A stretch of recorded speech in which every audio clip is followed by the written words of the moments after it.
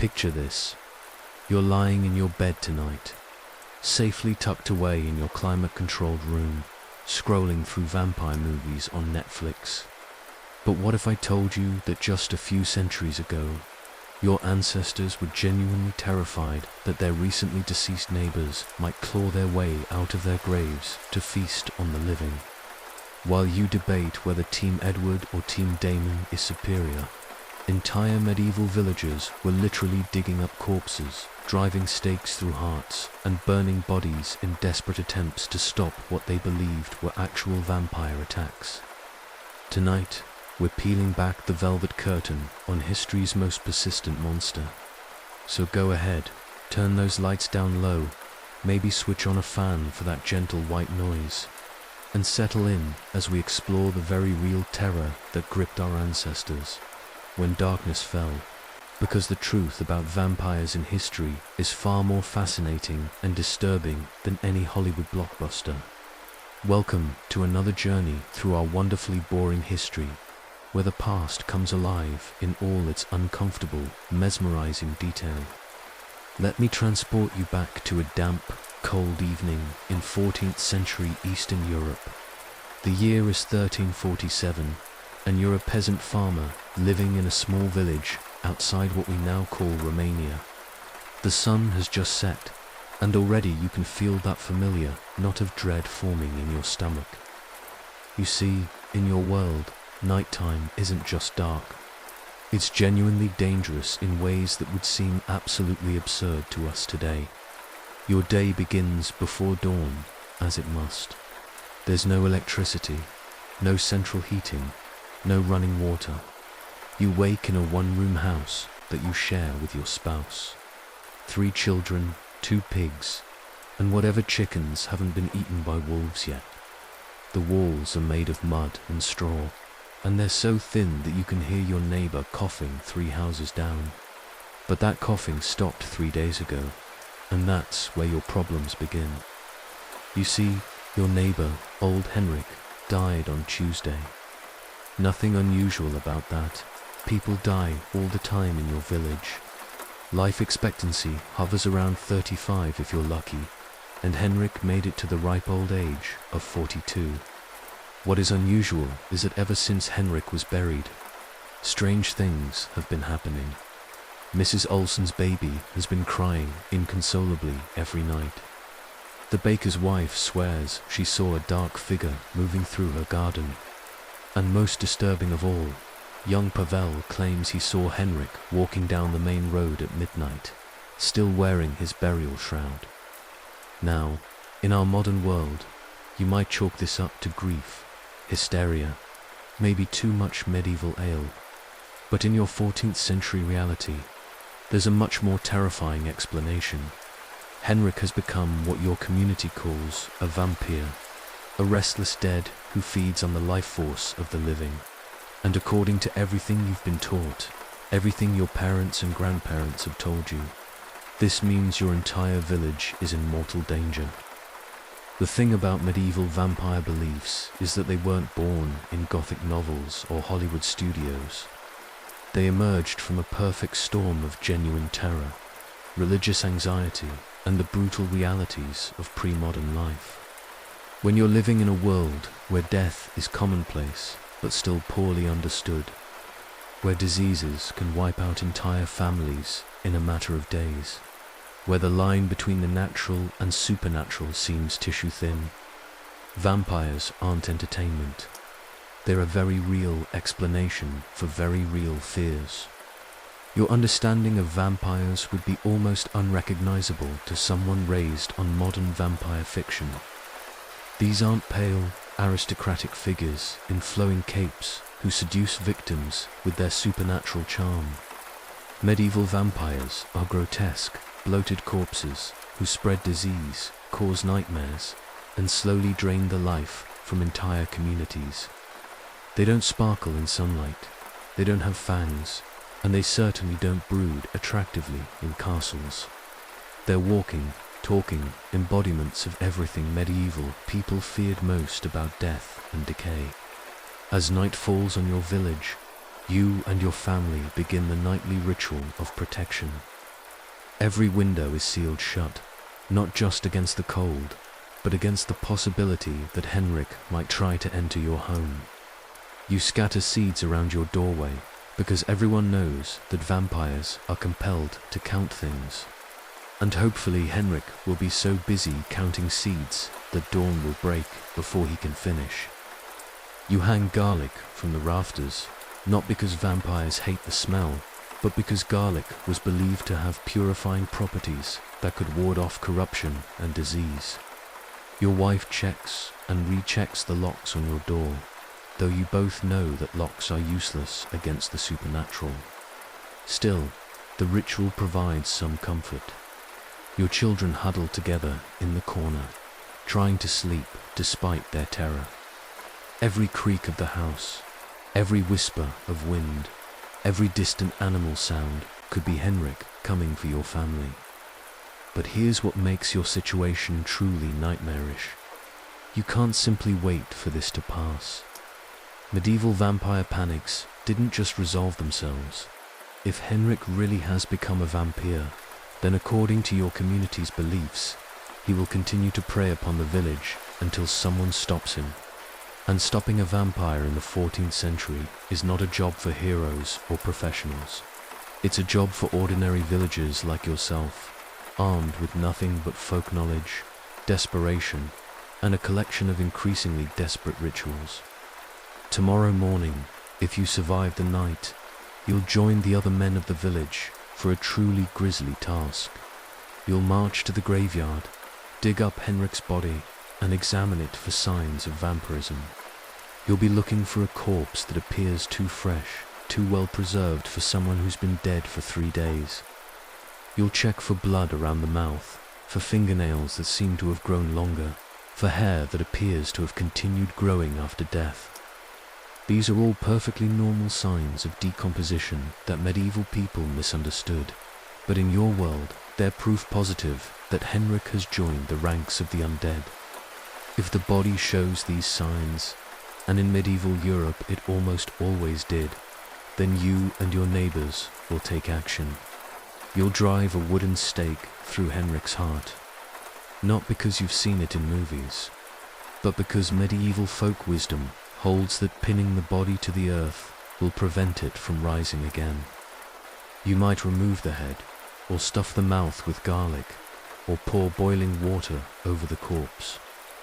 In extreme cases, you'll burn the entire body and scatter the ashes, ensuring that Henrik can never again threaten your community. The psychological toll of living through a vampire panic is something that's difficult for us to comprehend. Imagine spending weeks or months genuinely believing that your recently deceased neighbors and relatives are returning from the dead to prey upon you and your family. Imagine the paranoia, the sleepless nights, the constant anxiety that accompanies every death in your community. Because that's another terrifying aspect of medieval vampire beliefs. Vampirism was often seen as contagious. If Henrik was preying upon other villagers, then when they died, they too might rise as vampires, creating an ever-expanding plague of the undead. The economic impact of vampire panics was equally devastating. Agricultural work ground to a halt as villagers spent their days digging up graves and their nights huddled in terror. Trade relationships with neighboring communities often broke down, as no one wanted to risk bringing vampires into their own villages. The constant stress and fear took a toll on physical health, making communities more susceptible to actual diseases, which in turn fueled more vampire panics as people died in greater numbers. Perhaps most disturbing of all is how vampire accusations could tear apart the social fabric of medieval communities. Suspicion could fall on anyone who seemed different or outsiders. People who lived alone, who had unusual habits, who looked different, or who had ongoing disputes with their neighbors, were often the first to be accused of vampirism. These accusations could lead to exile, violence, or even death for the accused, creating cycles of fear and retribution that could persist for generations. Your medieval worldview provides you with no scientific understanding of decomposition, no knowledge of how diseases actually spread, no psychological framework for understanding grief and trauma. When strange things happen, supernatural explanations aren't just plausible. They're often the most logical conclusions you can reach, given your limited understanding of the world. The vampire isn't just a monster in your universe, it's a rational explanation for irrational fears. As you lie in your bed on this cold medieval night, listening to every sound outside your window, you're not just afraid of one particular undead neighbor. You're afraid of a world that seems fundamentally unstable, where the boundaries between life and death are constantly shifting, where those you love might return as monsters, where death itself might not be the final answer to human suffering. Your belief in vampires isn't superstition, it's a genuine attempt to make sense of a universe that seems chaotic and terrifying. The irony is that in many ways, medieval vampire beliefs served important psychological and social functions. They provided communities with a way to process grief and trauma, to establish group identity in the face of external threats, and to maintain social order through shared rituals and beliefs. The vampire panic brought villagers together in a common cause, creating bonds of solidarity that might not have existed otherwise. But the cost of these benefits was enormous. The time, energy, and resources devoted to fighting imaginary vampires could have been used to address real problems like poverty, disease, and social inequality. The fear and paranoia that accompanied vampire beliefs created additional suffering in communities that were already struggling with the basic challenges of medieval life. And yet, as you huddle in your medieval bed, surrounded by the darkness and uncertainty of your pre-modern world, vampire beliefs provide something that pure rationality cannot. A sense that the universe has rules, that threats can be identified and defeated, that human actions can make a difference in the face of cosmic uncertainty. The vampire may be terrifying, but it's a terror that can be confronted and overcome through proper knowledge and brave action. When morning finally arrives and you've survived another night, you'll join your neighbors in the daily rituals of medieval life. But the knowledge that Henrik might still be out there, that death in your community might not be final, that the boundary between the living and the dead is more porous than you'd like to believe, will color every interaction, every decision, every moment of your existence. This was the reality for millions of Europeans during the height of medieval vampire beliefs. Not the romantic, sexualized vampires of modern fiction, but the raw, primal terror of communities convinced that their dead were returning to prey upon the living. It was a fear so powerful that it shaped entire cultures, influenced religious practices, and left an indelible mark on European folklore that persists to this day. Before we continue our exploration of history's most persistent monsters, I'd love to know where you're checking in from tonight. Are you listening from a cozy bedroom in Canada? Perhaps you're unwinding after a long day in Australia, or maybe you're starting your evening routine somewhere in Europe.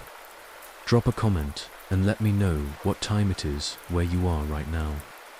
And if you're truly enjoying these journeys through our wonderfully boring history, I'd be grateful if you'd take a moment to like this video and subscribe to our channel. But only if these historical stories genuinely bring you peace and help you unwind. This isn't about hitting arbitrary numbers. It's about building a community of people who find comfort in the strange and fascinating details of our past. I'm also curious about what historical topic you'd like us to explore next. Maybe you're interested in the daily life of medieval monks, or perhaps you'd like to learn about the surprisingly complex world of ancient Roman plumbing. Whatever it is, leave a comment and let me know. You are such an important part of our growing community here. and I truly appreciate your continued support. Thank you for being part of our little corner of the internet, where history comes alive in all its wonderfully boring detail. Now, let's continue our journey into the dark heart of medieval Europe's vampire panics, where we'll discover that the line between the living and the dead was far more complicated than we might imagine. The morning after a vampire sighting brings no relief, only a different kind of dread. You wake not to the crow of roosters, but to the sound of shovels being sharpened and graves being discussed in hushed, urgent tones. The village elder, a weathered man named Dmitri, who's seen more death than anyone should in several lifetimes, calls for a gathering in the village square. His face is grim, marked by the kind of exhaustion that comes not from physical labor, but from the weight of making decisions that could determine whether your entire community lives or dies. The assembled villagers are a sorry sight. Dark circles ring everyone's eyes from sleepless nights. Children cling to their mothers' skirts, sensing the adult anxiety, even if they don't fully understand its source. The men shift nervously from foot to foot, hands unconsciously moving to the crude weapons they've brought, just in case. Because in your world, examining a vampire isn't just an intellectual exercise. It's a potentially deadly confrontation with forces beyond human understanding. Dmitri speaks in low, measured tones about what must be done. Henrik's body must be exhumed and examined for signs of vampirism. If such signs are found, the proper rituals must be performed to ensure the safety of the community. He doesn't need to spell out what everyone already knows, that this process will be gruesome, traumatic, and potentially dangerous for everyone involved. Medieval people had no romantic illusions about death. They knew exactly what a 3-day-old corpse would look like, smell like, and how deeply disturbing it would be to handle. The procession to the graveyard moves slowly, reluctantly. No one wants to be there, but everyone understands the necessity. The village priest accompanies the group, clutching his wooden cross and muttering prayers in Latin that most of the villagers don't understand, but find comforting nonetheless. His presence legitimizes what might otherwise seem like pagan superstition, bridging the gap between official Christian doctrine and the older, darker beliefs that have persisted in rural communities for centuries. Henrik's grave is a simple affair, just a mound of dirt in the village cemetery marked with a wooden cross. There's no headstone, no elaborate monument. In your world, only the wealthy can afford such luxuries. The poor, which includes nearly everyone in your village, make do with simple markers that will rot away within a few years, leaving no permanent record of their existence. The actual exhumation is horrific in ways that Hollywood vampire movies can never convey. There's nothing clean or dignified about digging up a corpse with medieval tools and medieval understanding of sanitation. The smell hits you first, a combination of decay, damp earth, and something else. Something wrong that your medieval mind immediately interprets as supernatural corruption. Your stomach lurches, but you force yourself to continue. This isn't optional, this is survival. When Henrik's body is finally exposed, the gasps and cries from the gathered villagers confirm everyone's worst fears. The corpse appears fresh, too fresh for someone who's been dead for 3 days. There's what appears to be blood around the mouth. The fingernails seem longer than they were at burial, and the body appears bloated, as if it has been feeding. Of course, modern science can explain all of these phenomena. Decomposition doesn't follow Hollywood rules. Bodies can appear remarkably preserved under certain soil conditions. Blood can seep from the mouth due to internal pressure. Fingernails appear longer because the skin retracts. Bodies bloat with gases produced during decomposition. But you don't know any of this. All you know is that Henrik's corpse displays all the classic signs of vampirism, that have been passed down through generations of village wisdom. And according to that wisdom, Henrik is not only still dangerous, he's actively preying upon your community. The evidence is right there in front of you, horrific and undeniable. What happens next would be considered desecration of a corpse in our modern world. But in your medieval reality, it's a necessary act of community self-defense. Wooden stakes are driven through Henrik's heart with a brutality that's difficult to contemplate. The sound of wood penetrating flesh and striking the wooden coffin beneath echoes across the graveyard like a death knell. Some villagers turn away, unable to watch.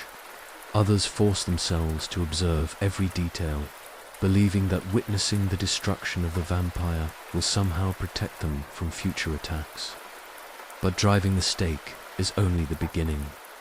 Medieval vampire fighting rituals were elaborate affairs designed to ensure that the undead could never rise again. Henrik's head is removed with an axe, a gory process that leaves everyone involved splattered with fluids they try not to think about. The head and body are then burned separately, the smoke and smell creating a nauseating cloud that hangs over the village for hours. Finally, the ashes are scattered in running water, ensuring that no part of Henrik can ever be reassembled or returned to threaten the community. The psychological aftermath of participating in such a ritual is something that would haunt you for the rest of your life. You've not only seen death up close, you've actively participated in the mutilation of someone you knew, someone who might have been a friend or neighbor. The theological implications are equally troubling.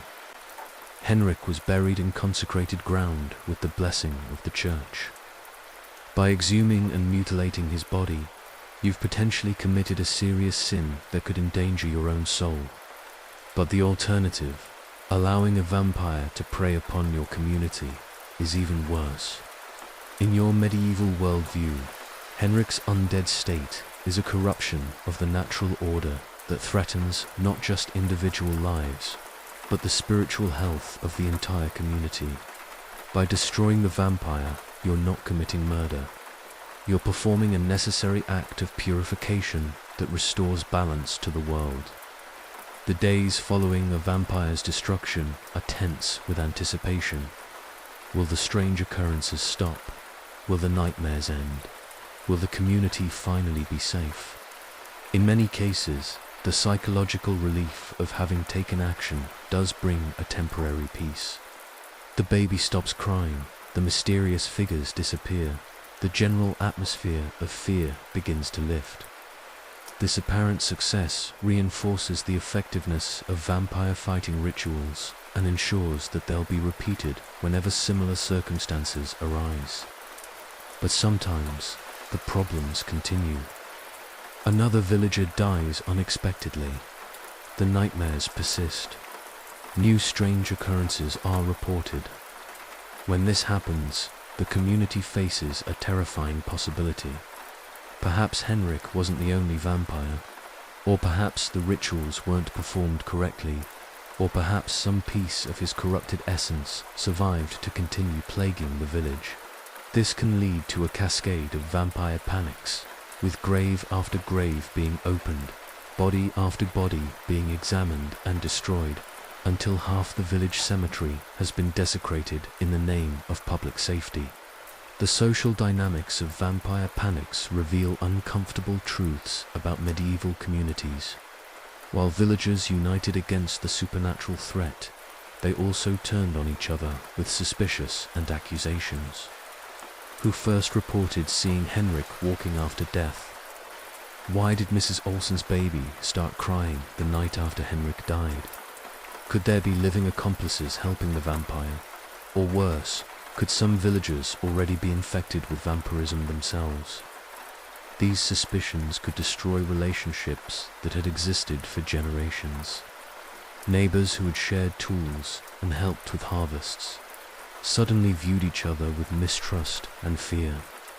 Families could be torn apart if one member was suspected of vampire associations.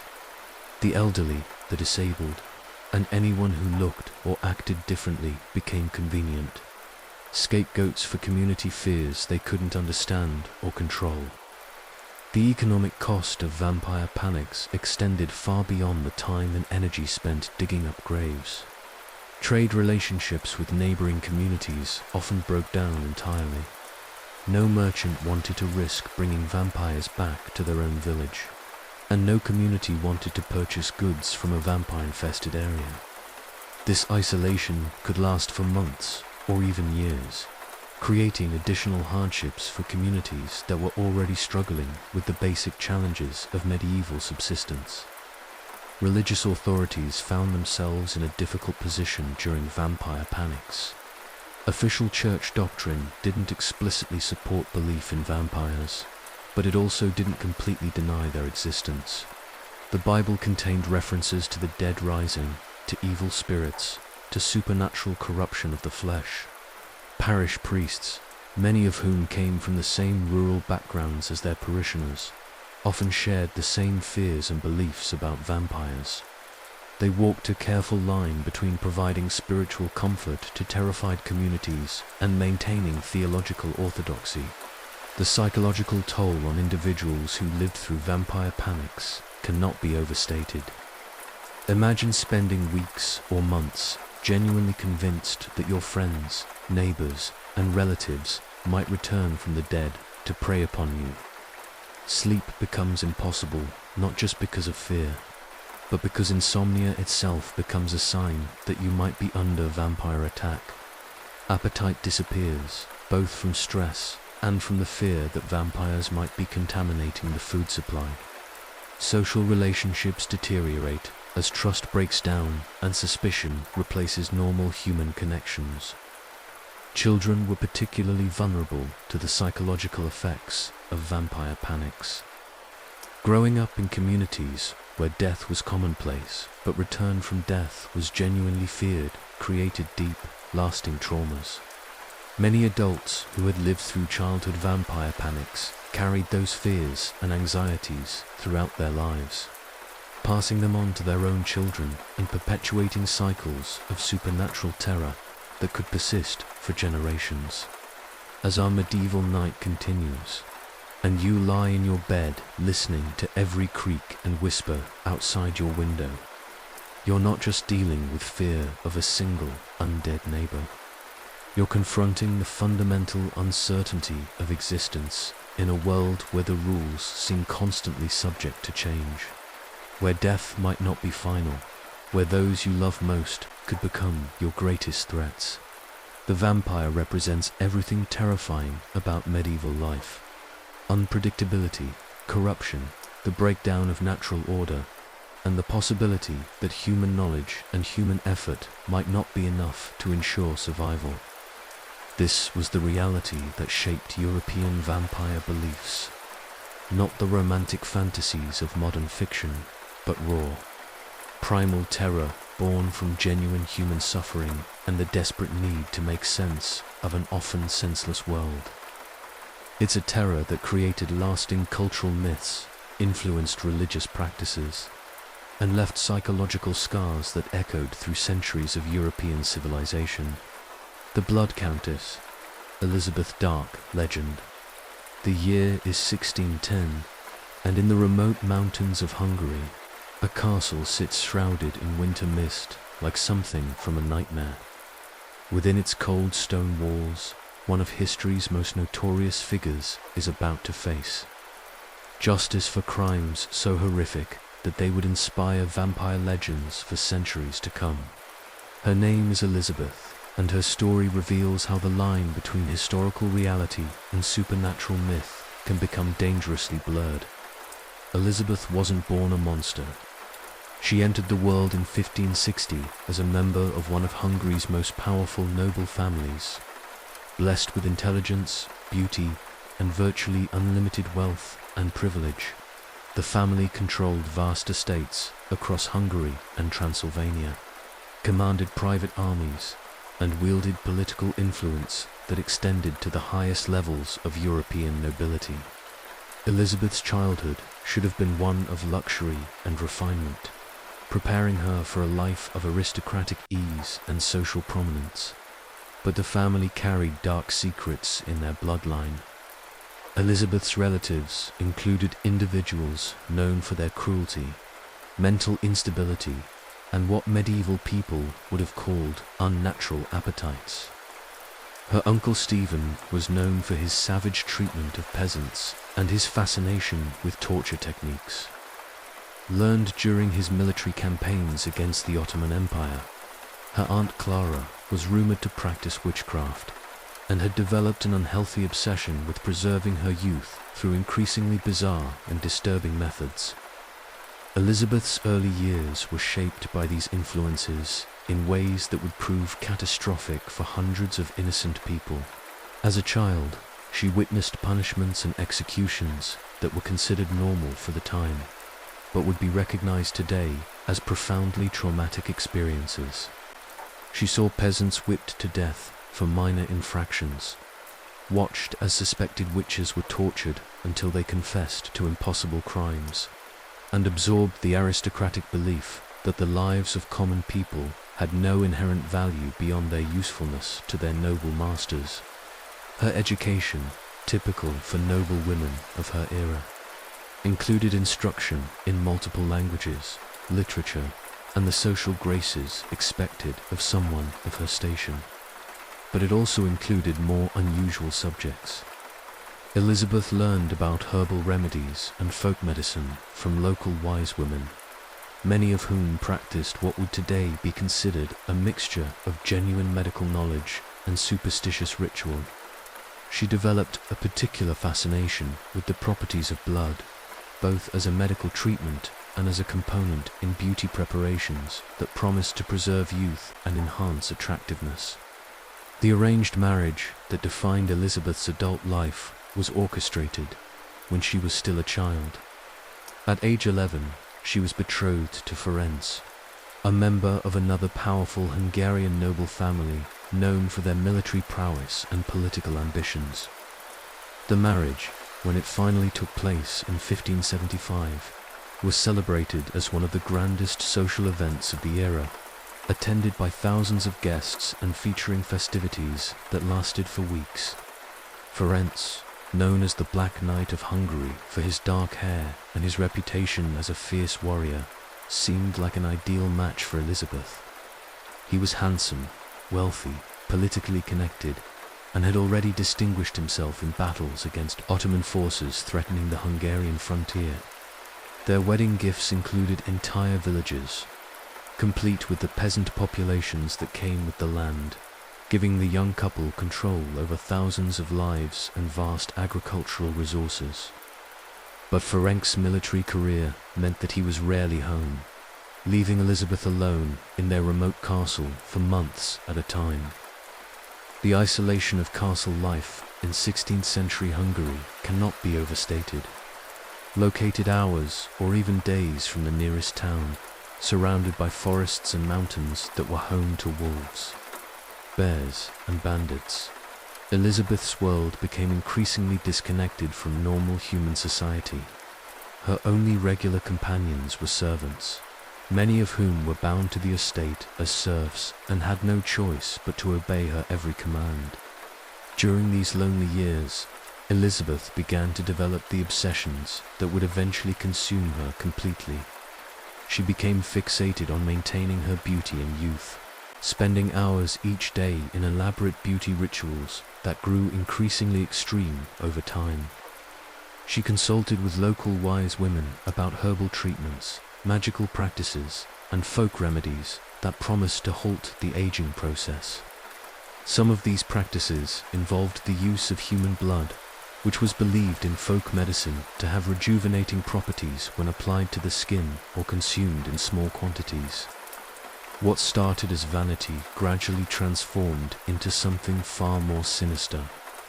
Elizabeth's servants began to report strange incidents. Young maids who disappeared without explanation, others who were found dead under mysterious circumstances, and increasingly bizarre punishments inflicted on castle staff for minor infractions. But these reports were easy to dismiss or suppress. In Elizabeth's world, noble families had virtually absolute power over their servants and tenants. Peasant deaths were rarely investigated, and even when they were, the testimony of common people carried little weight against the word of aristocrats. Ferenc's death in 1604 removed the last significant restraint on Elizabeth's behaviour. Although their marriage had been largely political, Ferenc had possessed enough social awareness to recognise that excessive cruelty towards servants could create political problems for the family. With his death, Elizabeth inherited complete control over the family estates and found herself accountable to no earthly authority except the distant Hungarian king, who had more pressing concerns than investigating rumours about a remote noble widow. The transformation of Elizabeth from eccentric aristocrat to legendary monster accelerated dramatically after Ferenc's death. Free from any oversight or restraint, she began to indulge her darkest impulses with increasing frequency and intensity. Young women from the surrounding villages began to disappear at an alarming rate, always under circumstances that provided Elizabeth with plausible explanations. Some were recruited as servants who supposedly decided to leave without notice. Others were described as having run away to escape arranged marriages or family obligations. Elizabeth's accomplices in these crimes were primarily other women from her household staff. Anna Darvulia, who served as Elizabeth's closest advisor and possibly her lover, is believed to have been instrumental in developing the systematic approach to torture and murder that would claim hundreds of lives. Doratia, Shontes, and Ilona, both servants who had worked for the family for decades, became Elizabeth's primary assistants in what can only be described as an organized campaign of sadistic violence. The methods employed in Elizabeth's crimes were horrifyingly creative and brutal. Victims were subjected to prolonged torture involving needles, knives, heated metal implements, and techniques designed to maximize suffering while keeping the victim alive as long as possible. Many of the tortures were focused on the face and hands, areas of the body that Elizabeth seemed to believe held special significance for beauty and youth. The blood from these tortures was collected carefully, sometimes to be used immediately in Elizabeth's beauty rituals, sometimes stored for later use. What makes Elizabeth's story particularly chilling is the systematic, almost scientific approach she took to her crimes. She kept detailed records of her victims, their deaths, and the effects of various torture methods on both the victims and on her own perceived beauty and vitality. These records, which survived her eventual capture and trial, reveal a mind that had moved far beyond simple sadism into something approaching experimental methodology. The social isolation that enabled Elizabeth's crimes also contributed to their escalation. Cut off from normal human relationships and accountability, surrounded only by accomplices and victims, Elizabeth inhabited a world where the normal moral restraints that govern human behavior had completely broken down. Her wealth and social position provided her with an endless supply of potential victims and the resources necessary to dispose of bodies and silence potential witnesses. For years, Elizabeth's crimes continued undetected by any authority capable of stopping them.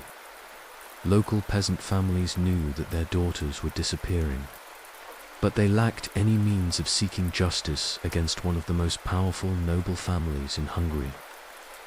The few attempts to bring complaints against Elizabeth were quickly suppressed through a combination of intimidation, bribery, and the simple reality that peasant testimony carried no legal weight against aristocratic denial. Elizabeth's downfall began not because of justice or law enforcement, but because of politics and economics. By Yalu Yaling, the family owed significant debts to King Matthias II of Hungary, and Elizabeth's erratic behavior was becoming a political embarrassment that threatened to complicate the king's relationships with other noble families. When rumors about Elizabeth's activities reached the royal court, the king saw an opportunity to solve multiple problems simultaneously by moving against her. The investigation that led to Elizabeth's capture was conducted by Georgi, the Palatine of Hungary, and a former family friend who had been tasked by the king with resolving the situation as quietly as possible. Initial plan was probably to arrange for Elizabeth's quiet retirement to a convent, allowing the family's debts to be resolved without the scandal of a public trial.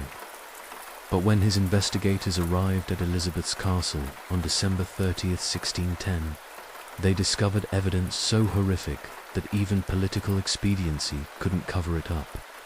The investigators found the castle in the midst of what can only be described as an active crime scene. Fresh victims were discovered in various stages of torture and death.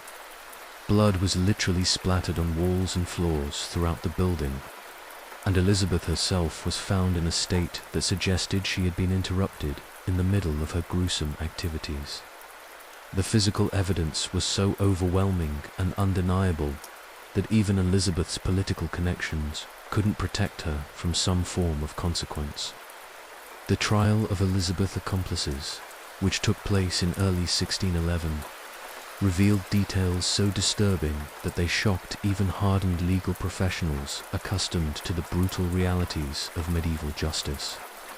Witness after witness testified to specific acts of torture and murder, describing techniques and procedures that demonstrated a level of systematic cruelty that seemed to transcend normal human capacity for evil. The official record of these testimonies, which survived in Hungarian legal archives, makes for reading that is genuinely difficult to endure even today. Elizabeth herself never faced trial, a decision that reflected both her aristocratic status and the political complexities surrounding her case. Instead, she was sentenced to life imprisonment in her own castle, walled up alive in a set of rooms with only small slots for food and air. This sentence, which might seem lenient compared to the deaths suffered by her victims, was actually a form of living death designed to satisfy both justice and political necessity. The imprisonment of Elizabeth lasted for years, during which she lived in complete isolation, cut off from all human contact except for the servants who passed food through the slots in her walls. Historical accounts of her final years describe a woman who had descended into complete madness, talking to invisible companions, reliving her crimes in obsessive detail, and maintaining until the end that her actions had been justified by her aristocratic privilege and her pursuit of eternal beauty. Elizabeth's death in 1614 did not end her story. Instead, it marked the beginning of her transformation from historical criminal to legendary monster. Within decades of her death, stories about Elizabeth had spread throughout Eastern Europe, growing more elaborate and supernatural with each retelling. The historical Elizabeth, whose crimes were horrific enough on their own terms, became the basis for increasingly fantastic tales about a vampire countess who bathed in the blood of virgins to maintain her youth and beauty.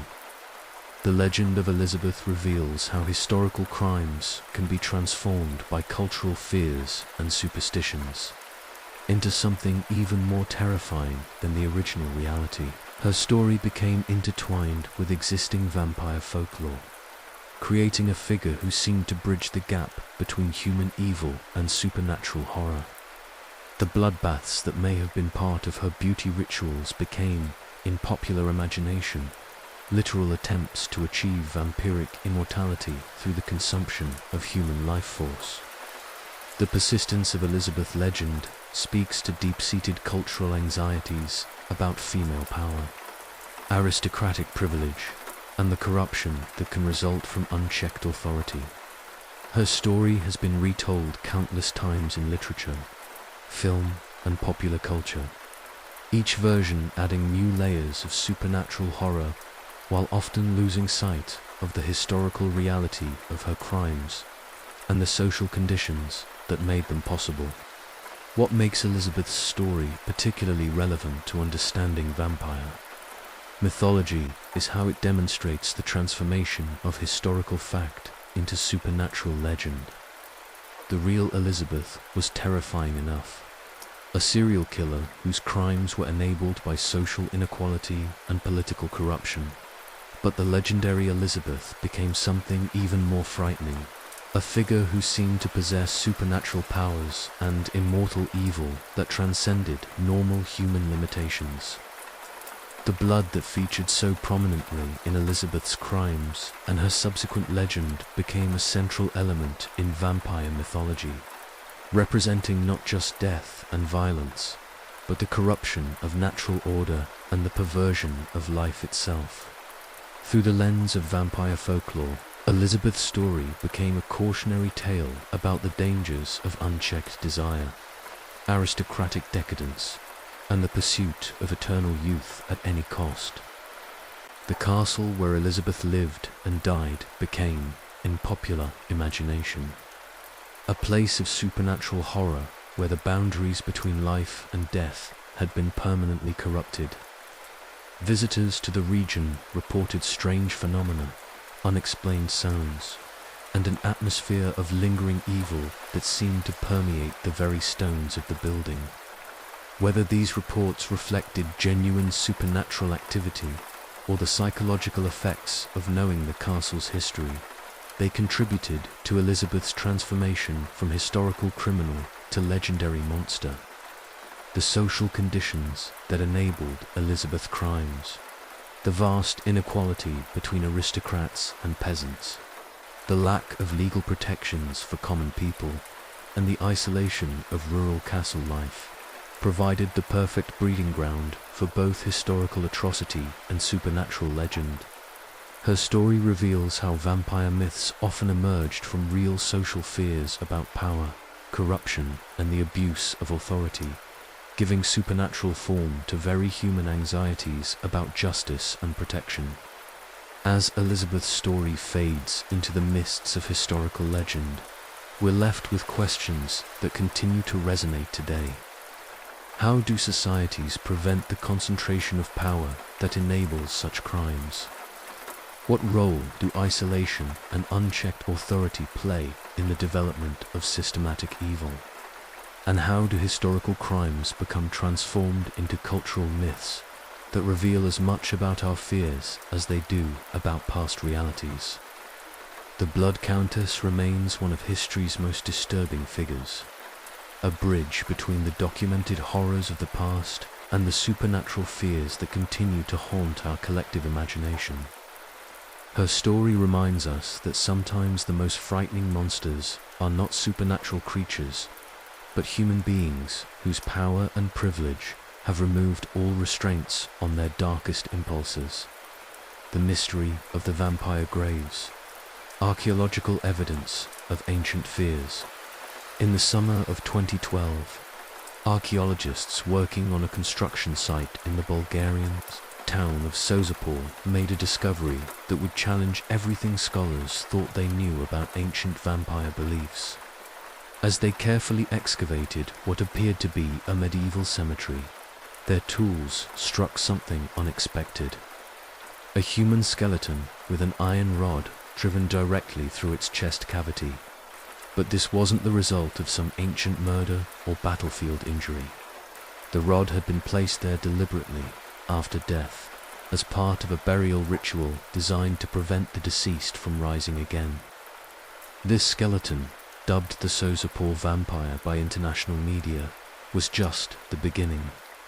As excavation continued, archaeologists uncovered dozens of similar burials across the site, each showing evidence of post-mortem modifications, intended to neutralize what the medieval community clearly believed were potential vampires. Iron rods through the chest, decapitated skulls placed between the legs, heavy stones positioned over the torso, and teeth removed from the jaw, all indicated a systematic approach to dealing with the undead that had been practiced in this region for centuries. Dr. Bezida Dimitrov, head of Bulgaria's National History Museum, found himself at the center of an archaeological mystery that would reshape understanding of vampire beliefs across Eastern Europe. As he examined skeleton after skeleton, each bearing the unmistakable marks of anti-vampire rituals, he realized that what researchers had previously dismissed as isolated superstitions were actually widespread, standardized practices that had been employed by medieval communities across the Balkans. The Sozopol discovery was extraordinary not just for the number of vampire burials uncovered, but for their preservation and the wealth of detail they provided about medieval anti-vampire practices. Unlike many archaeological sites where organic materials have decomposed over time, the particular soil conditions in Sozopol had preserved not just bones and metal implements, but traces of textiles, wooden stakes, and even plant materials that had been used in the burial rituals. Each skeleton told a story of community, fear, and desperate attempts to control forces beyond human understanding. Skeleton number 7, a middle-aged man buried in the 13th century, had been decapitated and his skull placed carefully between his thigh bones. Iron nails had been driven through his joints at the shoulders, elbows, and knees, presumably to prevent the body from reassembling itself. A heavy stone, weighing nearly 50 pounds, had been placed directly over his heart. Skeleton number 12 revealed an even more elaborate anti-vampire ritual. This individual, believed to have been a woman in her 30s, had been buried with her mouth stuffed full of stones and her jaw wired shut with copper wire. Her hands had been bound behind her back with iron chains, and her feet had been severed at the ankles and placed backwards in the grave. Most disturbing of all, her chest cavity contained not just one iron rod, but 3, arranged in a triangular pattern that seemed to follow some specific ritual formula. The archaeological evidence from Sozopol provided unprecedented insight into the practical realities of medieval vampire beliefs. These weren't random acts of superstition or post-mortem violence. They were carefully planned, systematically executed rituals that followed established procedures passed down through generations of community leaders. The precision and consistency of the anti-vampire modifications suggested that medieval communities had developed detailed protocols for identifying and neutralizing potential vampires. But Sozopol was just the beginning of a series of discoveries that would revolutionize scholarly understanding of vampire archaeology. Similar burial sites began to be identified across Eastern Europe, each revealing variations on the same basic theme. Communities that had gone to extraordinary lengths to ensure their dead remained dead. In Poland, archaeologists discovered the Drosko vampire, a medieval skeleton found with a stone placed in its mouth and a stake driven through its leg. In Ireland, researchers uncovered remains from the 8th century showing clear evidence of decapitation and dismemberment performed specifically to prevent resurrection. The Italian discovery at Lazaretto Nuovo, a small island near Venice, provided perhaps the most haunting example of medieval vampire fears, made manifest in archaeological evidence. In 2006, researchers excavating a plague cemetery from the 16th century uncovered the remains of an elderly woman whose skull had been crushed by a large brick placed directly in her mouth. The surrounding evidence suggested that she had been suspected of vampirism while the plague raged through Venice, and her burial had been modified to prevent her from spreading the disease further through supernatural means. What made the Lazaretto Nuovo discovery particularly significant was its historical context. Plague outbreaks in medieval Europe often triggered vampire panics. As communities struggled to understand why diseases seemed to spread even after the initial victims had died, the woman with the brick in her mouth had been buried during the height of a plague epidemic that had killed thousands of Venetians.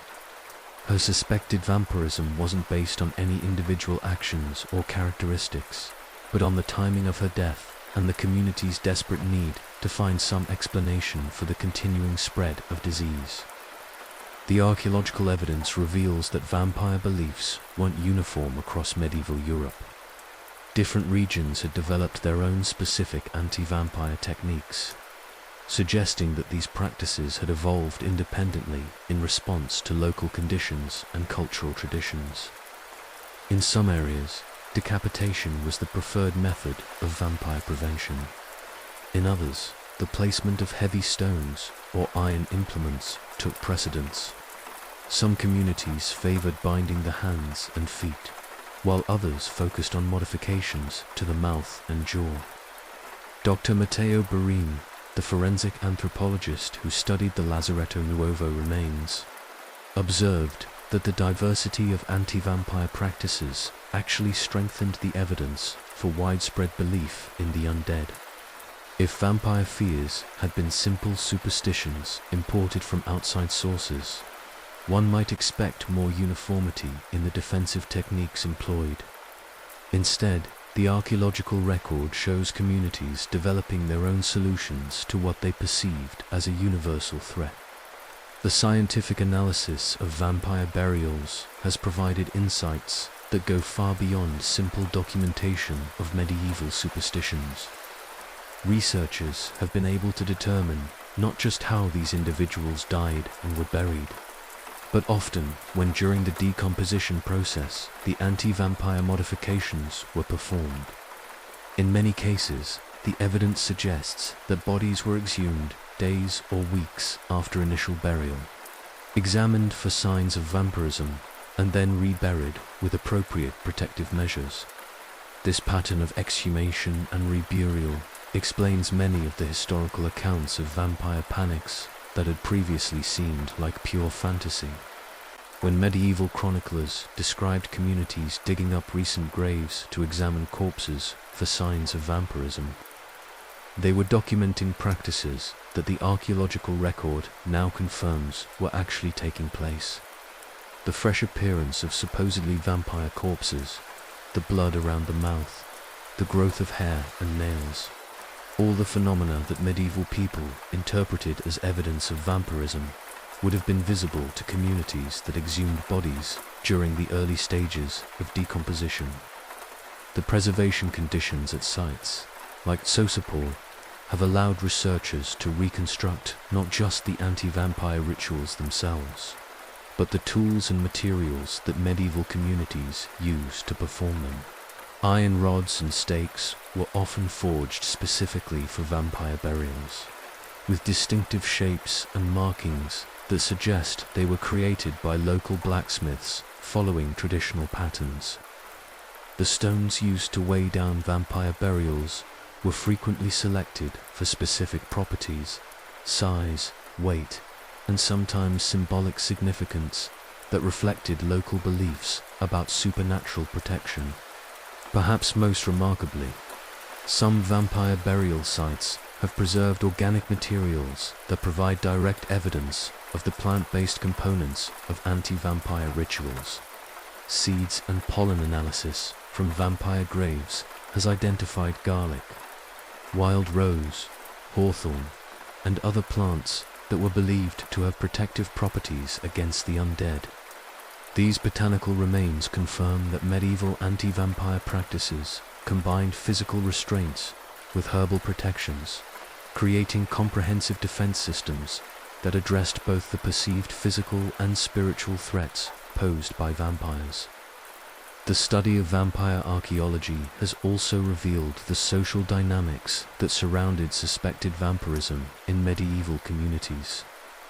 Analysis of the skeletal remains from vampire burials shows that individuals of all ages and social classes could be suspected of vampirism.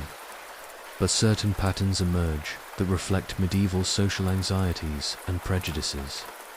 Elderly women, individuals with physical deformities or disabilities, and people who had died under unusual circumstances were disproportionately represented among vampire burials. The Sosopol site provided particularly clear evidence of the social factors that influenced vampire accusations. Several of the vampire burials showed signs of healed injuries or diseases that would have made the individuals appear different or unusual during their lifetimes. One skeleton showed evidence of a severe facial deformity that would have been highly visible and potentially frightening to medieval observers. Another displayed signs of a chronic wasting disease that would have made the individual appear gaunt and corpse-like even while alive. These findings support historical accounts, suggesting that vampire accusations often targeted individuals who were already marginalized or suspicious within their communities.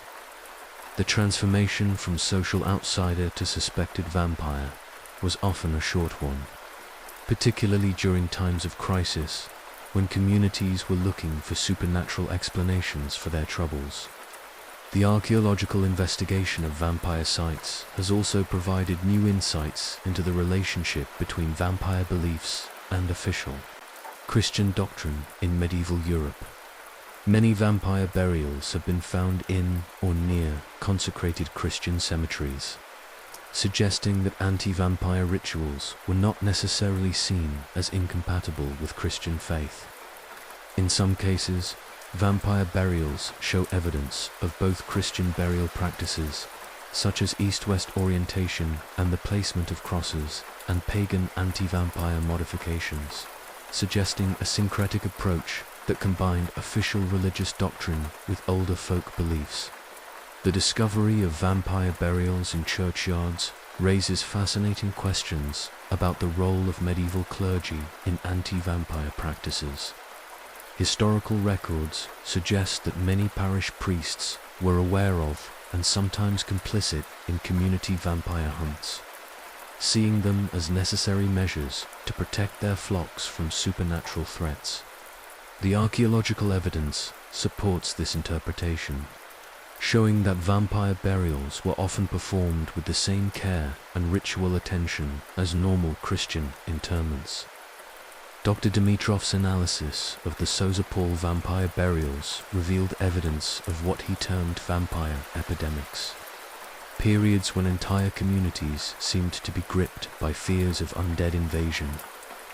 During these episodes, which might last for months or even years, the rate of vampire burials would increase dramatically, suggesting that entire populations had become convinced that their recently deceased neighbors were returning as vampires.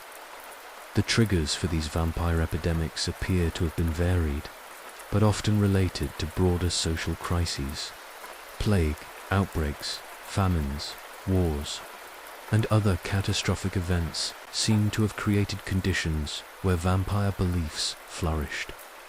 The archaeological record from these periods shows not just individual vampire burials, but evidence of systematic modifications to entire sections of cemeteries, as if communities had decided that all their recent dead posed potential vampire threats. One of the most intriguing aspects of vampire archaeology has been the discovery of preventive vampire burials. Individuals who were buried with anti-vampire modifications, not because they had already been identified as vampires, but as a precautionary measure to prevent them from becoming vampires.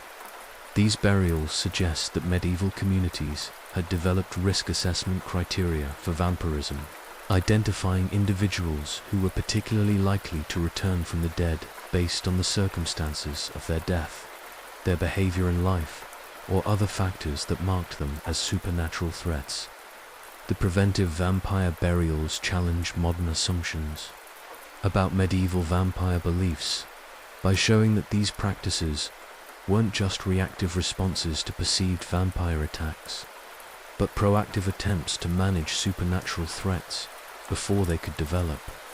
This suggests a level of systematic thinking about vampirism that goes beyond simple superstition, revealing communities that had developed comprehensive theories about the causes and prevention of undead resurrection. The preservation of textiles and other organic materials at some vampire burial sites has provided unprecedented insight into the ritual clothing and bindings used in anti-vampire practices. At Sosopol, archaeologists discovered traces of shrouds that had been sewn shut around the bodies of suspected vampires, preventing them from escaping their burial wrappings. Iron needles found with these burials suggests that the sewing was performed at the graveside, with specific stitching patterns that may have had ritual significance. The binding materials used in vampire burials reveal the lengths to which medieval communities would go to restrain the undead. Iron chains, copper wire, leather thongs, and even braided human hair were employed to tie down suspected vampires. The complexity and durability of these restraints suggest that medieval people genuinely believed they were dealing with supernatural entities, possessed of tremendous strength and determination to escape from their graves. As researchers continue to analyze vampire burial sites across Eastern Europe, new discoveries continue to challenge and refine understanding of medieval undead beliefs. Recent excavations in Romania have uncovered vampire burials that show evidence of repeated modification, suggesting that some individuals were suspected of vampirism multiple times. With their graves being opened and additional anti-vampire measures being applied whenever new, supernatural disturbances were attributed to their activities. The ongoing archaeological investigation of vampire beliefs reveals a medieval world where the boundary between life and death was far more fluid and contested than modern people might imagine. These weren't simple superstitions held by ignorant peasants, but complex belief systems that provided medieval communities with practical frameworks for understanding and managing the mysteries of death, disease, and social disruption. The vampire graves of Eastern Europe stand as silent testimony to the very real fears that gripped entire populations for centuries. Fears so powerful that they motivated communities to perform elaborate and labor-intensive rituals on their own dead. They remind us that vampire legends weren't born in Gothic novels or Hollywood studios, but in the desperate attempts of our ancestors to protect themselves from threats they couldn't understand but felt compelled to confront. Each skeleton with its iron rod, each skull placed between thigh bones, each mouth stuffed with stones, represents not just medieval superstition, but human communities doing everything they could to protect themselves and their loved ones from what they perceived as existential supernatural threats. The archaeological evidence of their efforts provides a haunting glimpse into a world where death was not the end of human agency, but potentially the beginning of a different and more terrifying kind of existence. Blood, luxury, and the aristocratic undead. Life among Europe's elite vampire hunters. While peasants trembled in their hovels, and archaeologists, centuries later, would uncover evidence of desperate anti-vampire rituals in common graveyards. Europe's aristocratic elite inhabited a completely different world when it came to vampire beliefs. In the opulent palaces and grand estates of 17th and 18th century nobility, vampires weren't just supernatural threats to be feared. They were intellectual curiosities to be studied, political tools to be wielded, and sometimes social accessories to enhance one's reputation for sophistication and worldliness. Picture yourself not as a medieval peasant cowering in fear, but as a member of the Habsburg court in Vienna, circa 1725. You are Count Friedrich von Habsburg Lothringen, a minor member of the imperial family with vast estates in Hungary, significant political influence, and the kind of wealth that allows you to pursue any interest that captures your imagination. Your days are spent in rooms decorated with priceless tapestries, your meals are served on gold plate, and your evenings are filled with the most refined entertainments that European civilization can provide. But tonight, your attention is focused on something far more exotic than the usual court gossip or political maneuvering. Word has reached Vienna of disturbing events in the remote Hungarian village of Kisilova. where local authorities claim to have documented an actual vampire attack. Not the usual peasant hysteria about strange dreams or unexplained deaths, but a case that has been investigated by military officials, documented by government scribes, and reported through official channels to the imperial administration. The reports from Kiselova describe events that seem torn from the darkest folklore. A recently deceased peasant named Peter Plagojewicz allegedly returned from the dead to terrorize his family and neighbors. According to official testimony, Peter appeared to multiple witnesses in his home village, demanding food from his widow and threatening violence against neighbors who had wronged him in life. Within days of these apparitions, 9 villagers had died suddenly and without apparent cause, all claiming on their deathbeds that Peter had visited them during the night. What makes this case remarkable isn't the supernatural claims, which were common enough in rural areas, but the official response. The local Habsburg military commander, acting on direct orders from Vienna, authorized the exhumation and examination of Peter's body. The subsequent report, filed with the imperial bureaucracy and preserved in the Habsburg archives, described a corpse that showed none of the normal signs of decomposition. Instead, Peter's body appeared fresh. His skin had a healthy color. His hair and nails seemed to have continued growing, and most disturbing of all, fresh blood was found around his mouth. Following established procedures for dealing with suspected vampires, the military commander authorized the destruction of Peter's body. A wooden stake was driven through the heart, the corpse was burned, and the ashes were scattered. According to the official report, the supernatural disturbances in Kiselova ceased immediately after this intervention, and no further deaths were attributed to vampiric activity. For you, Count Friedrich, sitting in your luxurious Vienna palace, reading these reports over fine wine and imported delicacies, the Kiselova case represents something far more intriguing than a simple supernatural incident. It's a window into the mysterious world of folk beliefs that persist among your rural subjects. A fascinating example of how government administration intersects with ancient superstitions, and most importantly, an opportunity to demonstrate your enlightened, scientific approach to investigating the unknown. The Habsburg court had developed a remarkably sophisticated approach to vampire incidents that reflected both the practical needs of imperial administration and the intellectual currents of the early Enlightenment. Rather than simply dismissing vampire reports as peasant superstition, imperial officials had created standardized procedures for investigating supernatural claims, documenting evidence, and determining appropriate responses. This bureaucratic approach to vampirism was unique in European history, turning what had traditionally been local community affairs into matters of state policy. As a member of the Habsburg elite, your interest in vampire investigations reflects broader aristocratic fascination with the mysterious and exotic. The same social circles that collected rare books, sponsored archaeological expeditions, and funded scientific research also pursued vampire studies as a form of intellectual entertainment. Vampire hunting became a fashionable pursuit among certain segments of the nobility, combining adventure, scholarship, and the thrill of confronting supernatural dangers with minimal personal risk. Your vampire investigations would be conducted with all the luxury and comfort that your aristocratic status could provide.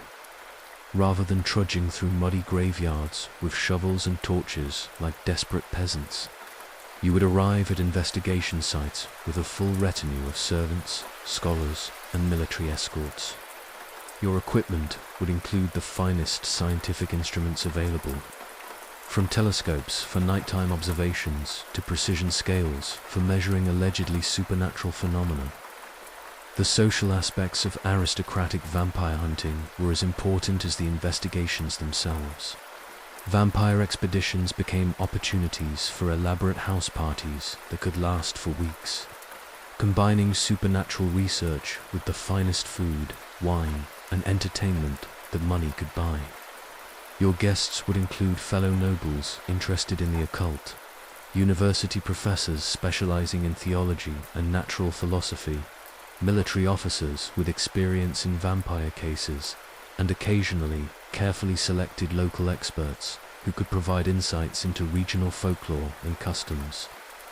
These vampire hunting expeditions followed a highly ritualized social protocol that reflected aristocratic values and sensibilities. Days would begin with elaborate breakfast gatherings, where the previous night's investigations would be discussed and analyzed by your scholarly guests. Afternoons might be devoted to interviewing local witnesses, examining alleged vampire burial sites, or consulting ancient texts that claimed to provide authoritative information about undead behavior. But the real excitement came after dark, when your party would venture forth to investigate reported vampire activities with all the ceremony and pageantry befitting your social station. Torches would be carried by liveried servants. Scientific instruments would be operated by university-trained assistants, and detailed notes would be taken by professional scribes, who could ensure that your observations would be recorded for posterity. The contrast between aristocratic and peasant approaches to vampire hunting could not have been more stark.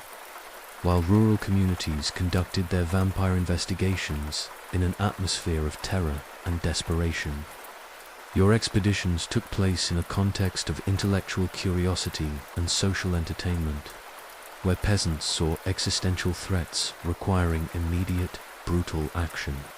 You saw fascinating mysteries requiring careful study and scholarly analysis. Your aristocratic perspective on vampires was shaped by access to literary and scholarly sources that were completely unavailable to common people. Your library would contain classical texts about the undead, medieval chronicles describing supernatural incidents, and contemporary scholarly treatises attempting to provide rational explanations for vampire phenomena. This literary foundation gave your vampire beliefs a completely different character from peasant superstitions, emphasizing historical precedent, scholarly authority, and systematic methodology over simple fear and desperation. The political implications of aristocratic vampire hunting were considerable.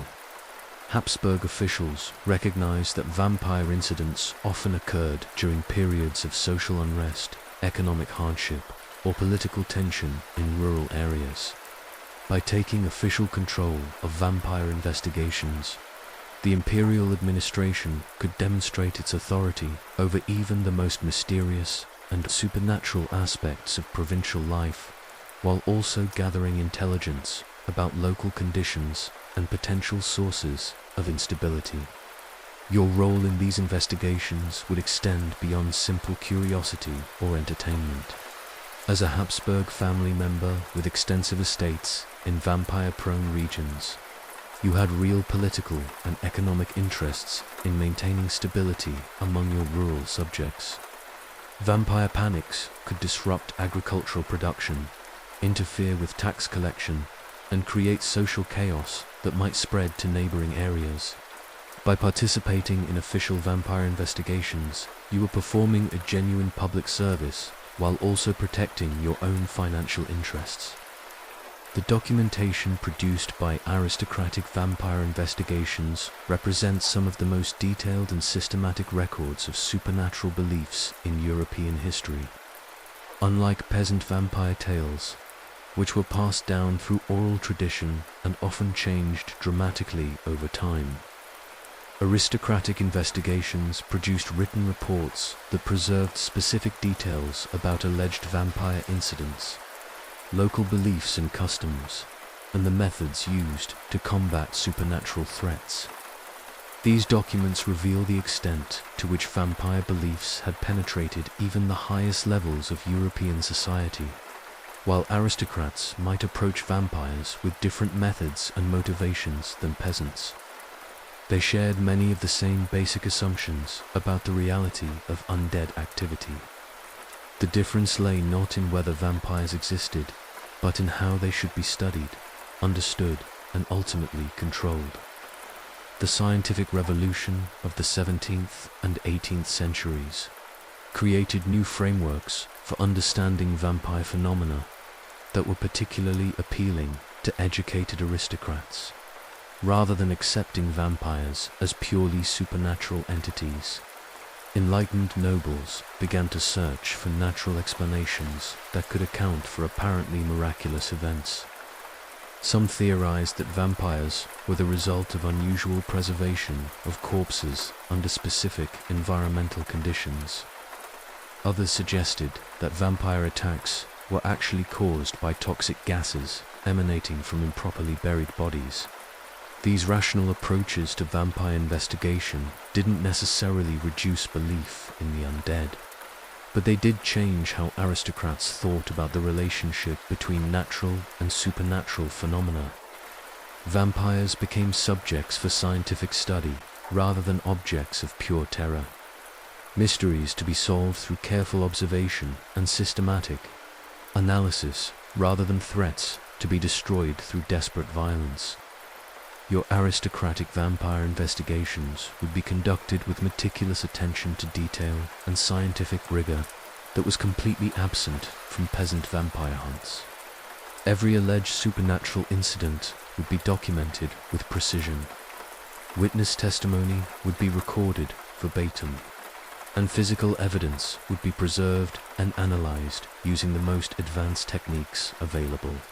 The goal wasn't just to stop vampire attacks, but to understand them, to discover the natural laws that governed undead behavior, and ultimately to develop more effective methods for preventing and controlling supernatural incidents.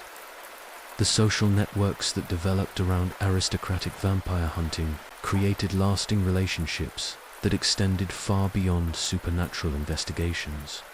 The scholars, military officers, and local experts who participated in your vampire expeditions would become part of an extended community of individuals interested in the mysterious and unexplained. These networks facilitated the exchange of information about vampire incidents across vast geographical areas, creating a kind of early modern supernatural intelligence system that allowed aristocrats to track undead activity throughout their territories. The luxury surrounding aristocratic vampire investigations extended to every aspect of the experience. Your accommodations during extended investigations would include portable furniture, fine linens, gourmet food prepared by professional cooks, and extensive wine cellars that could provide appropriate refreshments for guests and local dignitaries. Even the most remote vampire investigation sites would be transformed into temporary, aristocratic residences, complete with all the amenities that your social status required. But perhaps most importantly, aristocratic vampire hunting provided a socially acceptable way for the European elite to engage with the genuinely mysterious and unexplained aspects of their world. In an age when traditional religious explanations for supernatural phenomena were being challenged by new scientific ideas, vampire investigations offered a middle ground where faith, reason, and direct experience could coexist without creating intellectual or theological conflicts.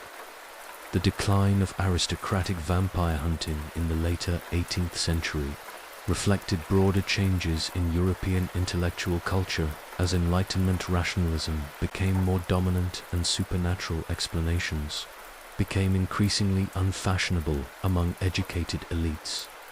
But for nearly a century, vampire investigations had provided Europe's aristocrats with a unique form of entertainment that combined intellectual stimulation, social prestige, and the thrill of confronting the unknown with all the luxury and comfort that wealth and privilege could provide.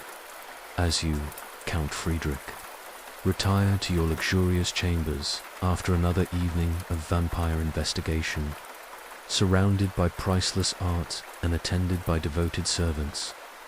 You reflect on how different your experience of the supernatural has been from that of your peasant subjects.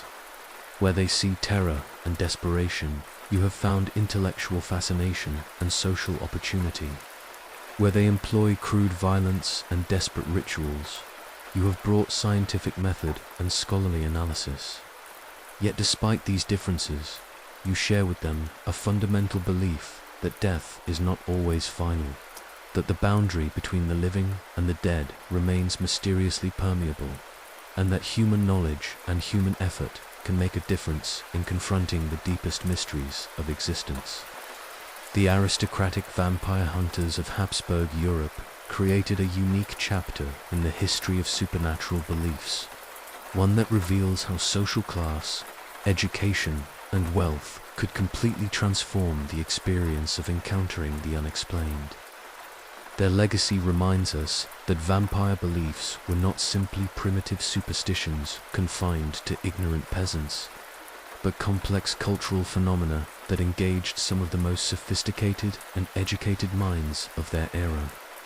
As we reach the end of our nocturnal journey through the dark corridors of vampire history, we've traveled from the terror-filled nights of medieval peasants to the opulent investigations of Habsburg aristocrats, from the horrific crimes of the Blood Countess to the silent testimony of archaeologically preserved vampire graves. What emerges from this exploration is a picture of vampire beliefs far more complex, varied, and historically grounded than the romantic fantasies of modern popular culture. The vampires of history were not seductive immortals brooding in Gothic castles, but grotesque embodiments of medieval fears about death, disease, and social breakdown. They were explanations for inexplicable tragedies, scapegoats for community anxieties, and sometimes, as in the case of Elizabeth, very real monsters whose crimes became intertwined with supernatural legend. The archaeological evidence shows us that entire communities were so convinced of vampire threats that they systematically mutilated their own dead, while the aristocratic investigations reveal how even the educated elite found vampires worthy of serious study and official response. What all these historical vampires share is their roots in genuine human fears about mortality, corruption, and the fragility of the social order that separates civilization from chaos. They remind us that our ancestors lived in a world where death was omnipresent but poorly understood, where supernatural explanations were often more plausible than natural ones, and where the boundary between the living and the dead seemed far more permeable than we might imagine today. The transformation of these historical fears into modern entertainment reflects our own relationship with mortality and the unknown. Where our ancestors saw existential threats requiring desperate defensive measures, we see romantic fantasies that promise eternal life and supernatural power. Perhaps this says something hopeful about human progress, or perhaps it simply means that we've forgotten how genuinely terrifying the prospect of the undead once was to those who lived closer to death than we do. As you drift off to sleep tonight, safely surrounded by the comforts of modern life, remember that the vampire stories that entertained you this evening once represented the deepest fears of entire civilizations. The next time you encounter vampires in popular culture, you might pause to consider the real historical terrors that gave birth to these enduring legends, and appreciate how far we've come from the days when driving stakes through corpses seemed like a reasonable response to unexplained deaths. Thank you for joining me on this exploration of history's most persistent monsters. Sweet dreams, and remember that in our wonderfully boring historical reality, the most frightening creatures are often not supernatural at all, but the very human capacity for both terror and the desperate courage required to face the unknown. Until next time, rest well in the knowledge that the vampires of history have returned to the dust from which they never truly emerged, leaving behind only their stories to remind us of the fears and hopes of those who came before us.